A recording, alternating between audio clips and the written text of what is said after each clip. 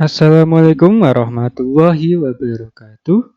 Kembali lagi dengan Kimia Edukasi. Pada kali ini Kimia Edukasi akan membahas mengenai tata nama senyawa turunan benzena, materi kelas 12 SMA semester 2. Nah, langsung saja, pada tata nama senyawa turunan benzena ada beberapa aturan yang harus dipatuhi ketika akan memberi nama senyawa turunan benzena. Oke, yang pertama, pada tata nama senyawa turunan benzena, jika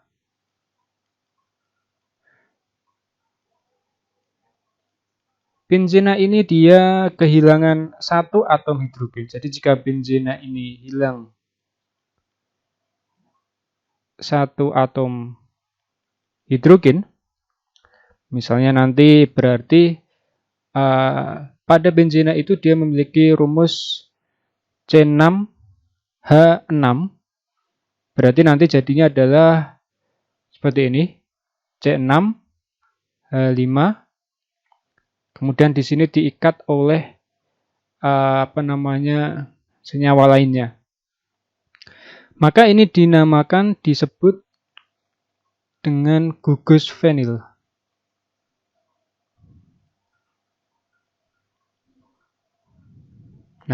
Berarti nanti dalam penamaannya adalah fenil dulu untuk penamaan.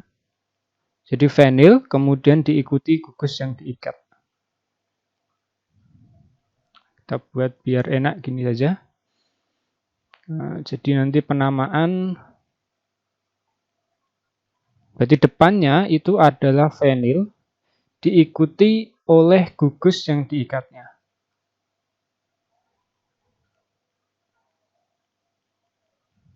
Di fenil dulu, baru gugus yang diikat.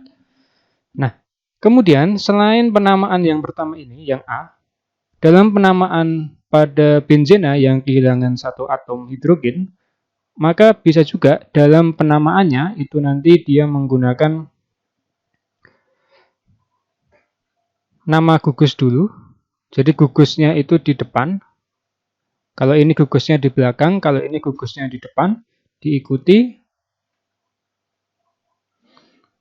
kata benzena. Jadi ini ya. Yang pertama fenil dulu, baru gugus yang diikat. Yang kedua adalah gugusnya dulu, baru diikuti kata benzena. Nah, sebagai contoh misalnya, sebuah benzena yang misalnya ada sebuah benzena, di mana benzena ini hidrogennya hilang, kemudian digantikan oleh Cl, maka penulisan pada ini adalah menjadi depannya, kalau pakai yang A, berarti fenil klorida. Gugusnya karena dia pakai Cl, klorida.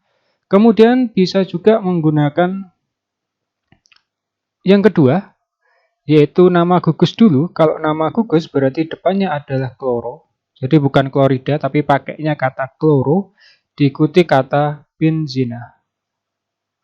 Lainnya misalnya adalah jika benzena ini dia hidrogennya diganti oleh Br, maka penulisan pertama bisa menggunakan kata fenil bromida. Atau kalau mau pakai cara yang kedua, maka akan memiliki nama bromo benzena. Satu lagi, misalnya adalah benzena ini kehilangan satu atom hidrogen kemudian diikat oleh NH2. Maka penamaan pertama bisa menggunakan kata fenilamina. Depannya fenil, belakangnya adalah amina. Atau kalau yang kedua menjadi amino benzena. Nah, seperti ini. Jadi ini adalah penamaan yang pertama. Kemudian yang kedua,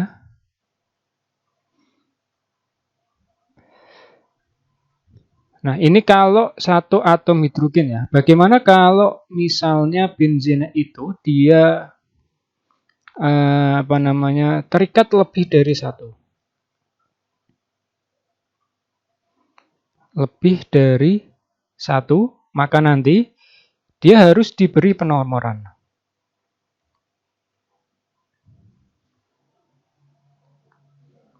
Nah, penomoran ini nanti pada penomorannya itu dimulai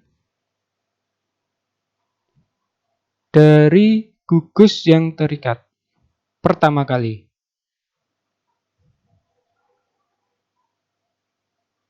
Nah, jadi dia kalau lebih dari kalau ini tidak perlu diberi penomoran karena dia cuma satu atom hidrogen. Kalau dia lebih dari satu, maka harus ada penomoran yang dimulai dari gugus yang terikat. Contohnya, misalnya, kita taruh di sini ya. Ada benzena yang dia memiliki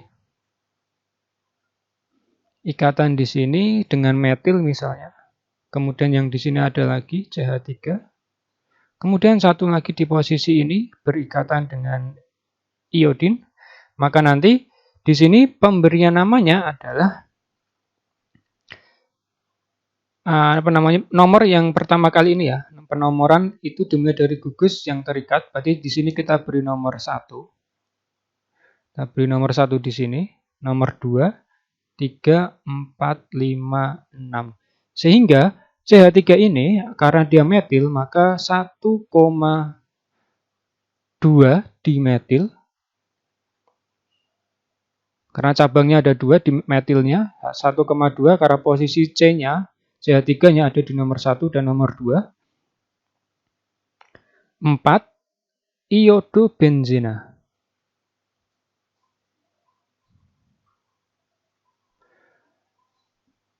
Nah, ini metil diambil dari CH3 ini, kemudian iodonya diambil dari I-nya ini.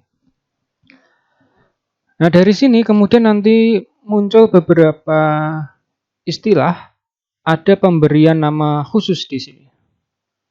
Saya taruh di sini biar enak, karena nanti biar muat.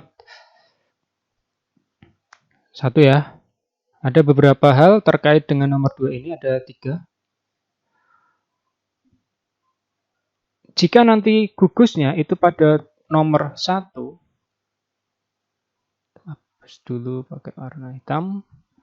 Jika posisi gugusnya nomor 1 dan 2, maka dia diberi nama posisi orto. Atau O. Ini kemarin sudah saya jelaskan di materi sebelumnya pemberian gugusnya. Jika nomor 1 dan 3, maka diberi nama meta. M kecil. Jika 1 dan 4, maka dia diberi nama para. Atau disingkat dengan simbolnya adalah P. Lalu bagaimana contohnya?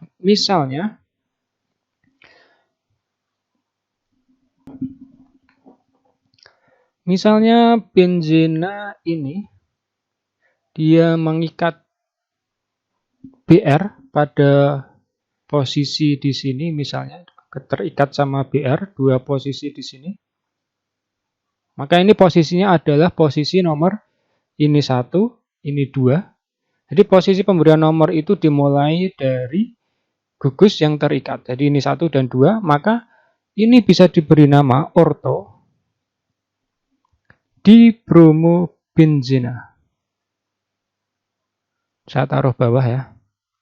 Sebenarnya tidak boleh taruh bawah, harusnya lurus. Jadi kenapa orto? Karena posisinya 1 dan 2. Orto dibromobenzena, atau boleh juga ditulis ini ya. Ditulis O karena dia orto dibromobenzena. Nah, seperti ini. Contoh lain misalnya pada ikatannya seperti ini. Misalnya ya, ada NO2 yang terikat dengan posisi di sini juga ada BR misalnya, maka ini nanti akan memiliki nama M. Ini nomor 1, 2, 3. Berarti ada posisi nomor 1 dan 3. Meta, namanya ya, meta. Bromo nitro.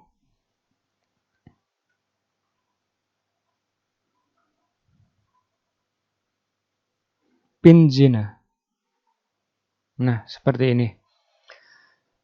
Meta bromo nitro benzina. Satu lagi contoh, misalnya pada kemudian dia terikat pada posisi nomor 1 dan 4, misalnya dia posisinya ada di sini. Pakai CH3 misalnya. Ada di sini juga. Berarti ini nomor 1, 2, 3, 4. Berarti posisinya nomor 1 dan 4, maka dinamakan dengan para dimetil benzina.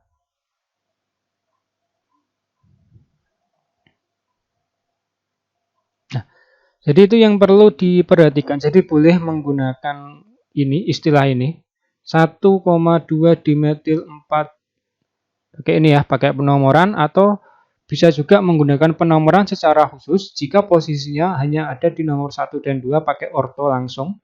Ini langsung diketahui bahwa bromo ini BR-nya itu berada pada posisi nomor 1 dan 2. Kalau ini berarti posisinya ada di nomor 1 dan nomor 3.